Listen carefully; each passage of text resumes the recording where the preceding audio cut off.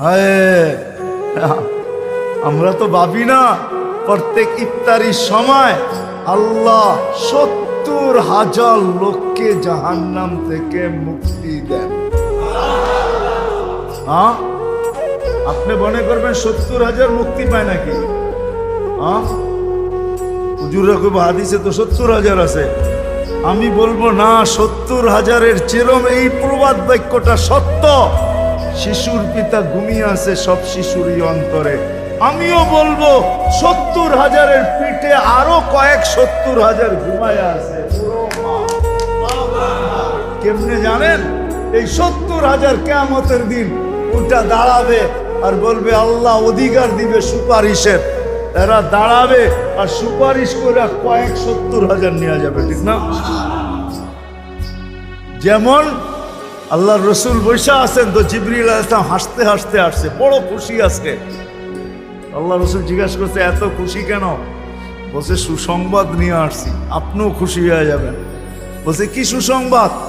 70,000 উম্মত আপনার হিসাব কিতাব ছাড়া জান্নাতে যাবে। তো শুনতে দেরি, চেহারা মলিন হইতে দেরি হয় না। তো জিবরিল আলাইহিস সালাম বললেন এটা কি? আপনি তো খুশি হওয়ার কথা, চেহারা মলিন হলো কেন? মাত্র 70,000, আমার সাহাবী তো 1.25 লক্ষ, কিয়ামত পর্যন্ত উম্মতের কি হবে? এই জন্য চেহারা মলিন। আপনি কি নিতে রাজি না? নিতে রাজি না এই কথা বলতেছি না, কিন্তু ভাবতে হবে এটা বলতে পারি। ভাইবা দেখি নিব কি নিব না। তো পাশে ওমর রাদিয়াল্লাহু তাআলা আনহু বসা। বলছে ওমর নিব 70,000, বিনা হিসাব কিতাবে জান্নাতে যাবে। যেমন উস্তাদ তেমনই তো ছাত্র হয়, পীর যেমন মুরিদ তো এমনই হয়, ঠিক না? হ্যাঁ, কি বলেন? সঙ্গী ভালো হলে আমিও সঙ্গ ভালো হব, এটাই তো সত্য। নাহলে কোরআন কেন বলবে কুনু মা সাদিকিন? নেককারদের সাথে চলো, তুমিও নেক হয়ে যাবা, তুমিও নেক হয়ে যাবা। ভালোর লোকে চলো, ভালো হয়ে যাবা। প্রবাদ বাক্য এটাই সত্য। সৎ সঙ্গে স্বর্গবাস, অসৎ সঙ্গে সর্বনাশ, এটাই সত্য।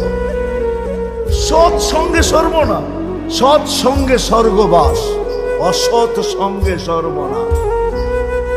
তো বলছে ওমর নিব না? 1.25 লক্ষ তো আমরাই, কিয়ামত পর্যন্ত মানুষের কি হবে? কি করব?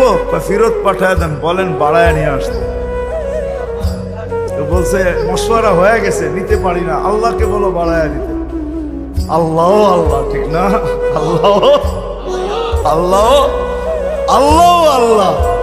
হায় হায়, কার আল্লাহ কিরকম আমি জানি না, কিন্তু